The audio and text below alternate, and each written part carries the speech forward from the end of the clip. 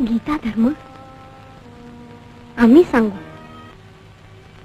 कसलीही संकट सोसू, धर्मवेड्यांचे दगड सोसू, धर्म मार्तंडांचा छळ सोसू, पण मनुष्यानं मनुष्याला धिक्कारू नये हा गीतेतला धर्म लोकांना सांगू, जगाला सुखी करण्यासाठी तो जागू. यासाठीच परमेश्वरानं तुम्हाला आम्हा अभाग्यांच्या पोटी घातला आहे की काय कोण जाणे. परमेश्वरा,